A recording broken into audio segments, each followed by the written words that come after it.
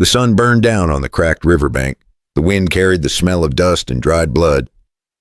And there she was, a young woman, barely breathing. Her body stretched between two cottonwood trees, her legs tied tight to the roots, her hands twisted behind her back, her dress torn, skin bruised. Dirt and sweat mixing with blood, flies covered her lips, her eyes half closed, dry like desert glass. For a moment, it looked like she was already gone. Then, a whisper came from her mouth, weak but clear. "Hurry up." "I crave." Her cracked lips trembled, and one more word slipped out. "Water." The sound was strange, more animal than human. It was not lust. It was hunger for life. Elias McGraw stopped in his tracks. He was 55, a rancher used to death and drought. But not this. The heat shimmered around him as he stepped closer. His boots crushed the dry weeds. The woman twitched, her throat moving like she tried to swallow air. He looked around. No wagon, no saddle tracks close enough. Only broken branches and drag marks leading from the ridge. Whoever did this had left her to die, slow. Elias dropped to his knees. He cut the ropes with his pocket knife, his hands shaking harder than he liked to admit. When the last knot came free, she collapsed into his arms. Her skin was hot as fire. He poured water from his canteen onto her lips. She coughed once, then again. The sound was raw but alive. "You hold on," he said. His voice cracked from dust. "You hear me, a girl. You hold on." Her eyes fluttered open, pale green, empty and wild at the same time. She tried to speak again, but only one word came. "Water." He nodded.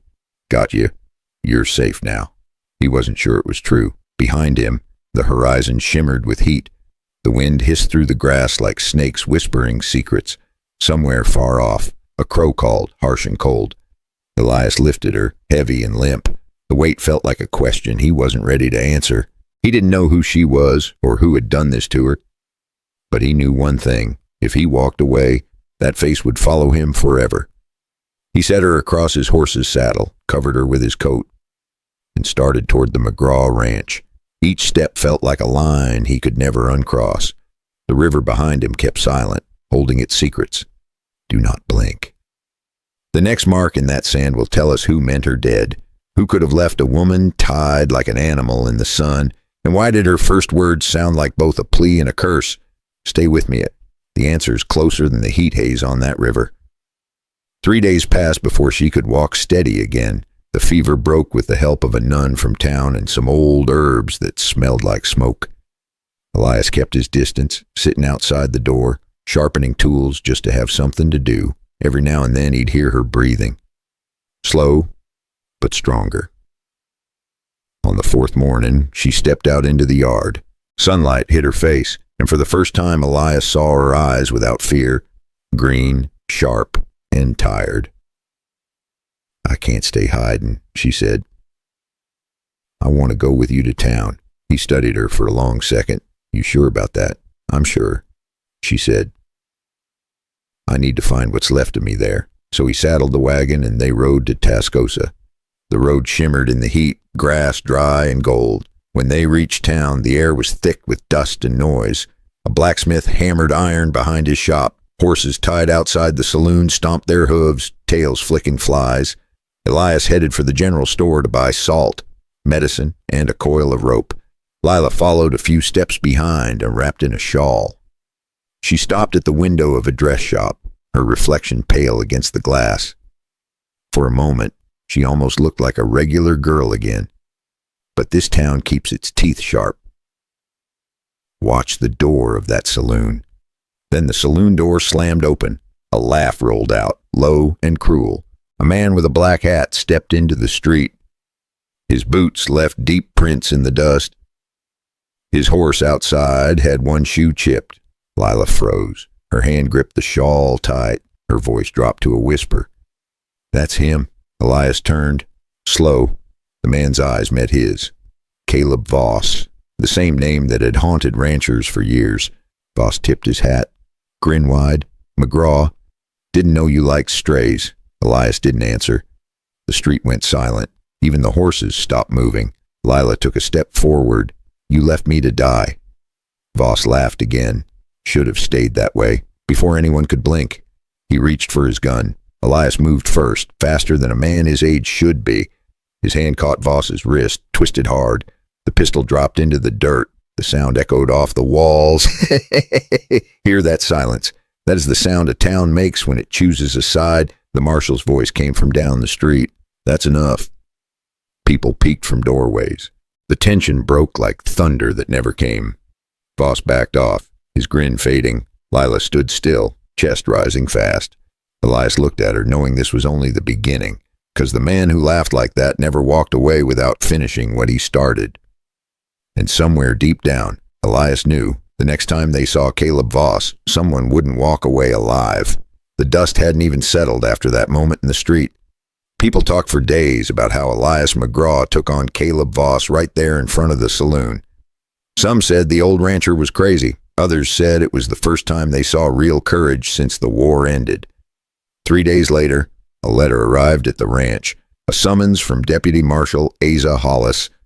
Elias folded it without a word and told Lila to pack a bag. They were going back to town to give a statement. When they reached Tascosa, the courthouse looked tired, paint peeling, windows dusty. The marshal waited outside, coat off, hat pushed back. He nodded once. You stirred a hornet's nest, McGraw. I didn't stir it. Elias said, just stepped in it. Inside, Lila told her story, calm and clear, every word a nail in Voss's coffin. She described the ropes, the heat, the black horse with the chipped shoe. The marshal listened, pen scratching slow on paper. When she finished, he looked up. You understand he won't take this kindly? I understand, she said. The hearing went on till afternoon. When they stepped outside, the air smelled like rain, though no clouds showed. Elias helped Lila climb into the wagon. Folks on the boardwalk whispered, but no one dared say anything loud. They knew what it meant to cross a man like Voss. Would you speak up or look at your boots and hope the storm passes by you? That night, back at the ranch, the wind picked up, the gate creaked. A lantern swung by itself. Elias checked the horses, then loaded his rifle. You think he'll come tonight? Lila asked.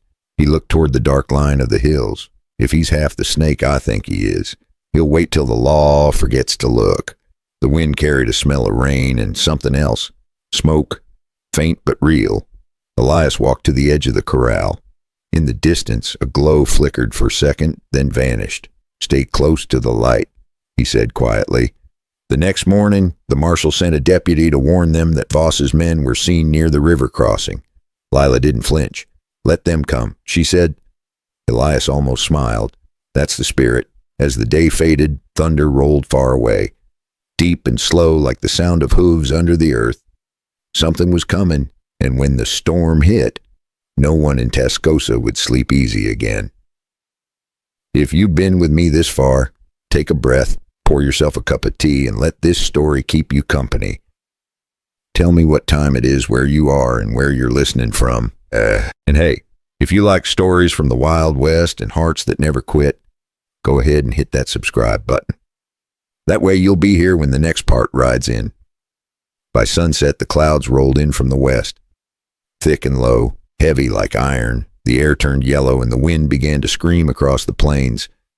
Elias could feel the storm before it came. Every animal on the ranch went quiet, and even the crickets stopped. He checked the gates twice, tied the horses close, and told Lila to stay inside. She didn't listen. If he comes, I won't hide, she said. Her voice was steady, the kind that comes from fear turned into fire. The first strike of lightning split the sky. Then came the rain, not soft rain, but hard, wild, and mean. Elias could barely see past the barn. That was when he heard it. The sound of hooves, faint but sure, coming from the ridge by the river. If you leave now, you miss the moment a good man becomes a wall. He grabbed his rifle and nodded to Leela. Stay close to me. The two of them moved through the mud, the lantern light swinging with the wind. The sound grew louder. 4 horses, maybe 5. The storm swallowed everything but that sound. At the edge of the river crossing, shapes moved in the darkness. Voss and his men, they were trying to get around the fence and reach the barn. Lightning flashed again. And for 1 second, Elias saw Voss's face, wet, grinning, cold. "Marshall won't save you tonight, old man," Voss shouted through the wind. Elias fired once, not to kill, just to warn. The shot cracked through the storm, echoing off the water. One of Voss's men fell back into the mud. The others scattered, but Voss stood still.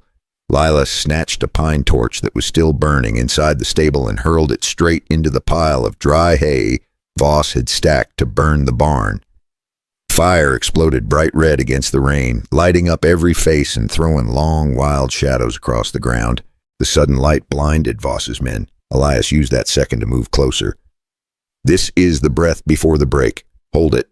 When the smoke cleared, Voss aimed his gun straight at Lila. Elias didn't think. He charged forward, his shoulder crashing into Voss's chest. Years of breaking horses had kept Elias strong, enough to knock a younger man off balance. The hit sent the gun flying into the mud. Both men tumbled down the riverbank, water rising up to their necks. Elias only had to hold Voss's head under for 3 seconds. The man was already winded from whiskey and a hard ride through the storm. The water churned around them, red with dirt and blood. They fought in the mud, slipping, choking, each breath a struggle. Voss swung his pistol, but Elias caught his arm and shoved him under. The storm raged, wind howling through the cottonwoods, then silence, just rain hitting the water. If your heart is pounding, that is the plains remembering every fight they ever saw. Lila stood on the bank, soaked, shaking, calling his name, Elias. He rose from the river, dragging Voss by the collar, half conscious, face pale in the lightning. The law had its man, but as Elias looked downstream, he saw something floating in the current, a saddlebag, torn open.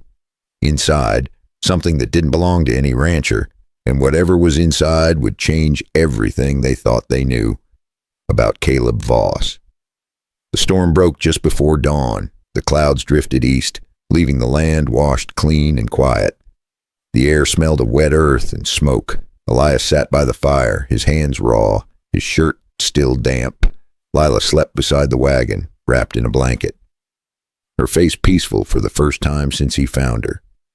The marshal arrived with 2 riders not long after sunrise. They took Voss, bound and beaten, back to town. Inside the torn pocket of Voss's coat, Elias pulled out a soaked notebook. He knew it the moment he saw it. The same one Voss had dropped at the county fair 2 years ago. 2 long years Elias had carried that memory in silence, waiting for a sign. Now the proof had come looking for him, dripping wet but untouched by time. 14 ranches, 14 payments, 14 crooked signatures. Justice had a strange way of coming home, sometimes in the hands of the man who least expected it. Justice, at last. But for Elias, it didn't feel like victory. Sometimes justice lands heavy. Sometimes it asks what it will cost to carry it. It felt like something heavier, the kind of silence that follows too much noise. He watched Lila wake up and stretch in the morning light. She smiled at him, soft and sure. "It's over," she said. "Almost," he replied. "Now comes the part where we live with it." Weeks passed. The ranch healed. The fences stood again. The cattle returned to the fields, and life found its old rhythm. Lila stayed, not because she had to, but because she chose to. She worked the land, learned to ride, learned to laugh again. Elias found himself listening to her laughter more than to the wind. A year later, under that same cottonwood tree by the river, the bells of St. Mary's rang slow and gentle. Elias McGraw and Lila Byron said their vows before a handful of friends. No big crowd, no fancy word. Just 2 souls who had earned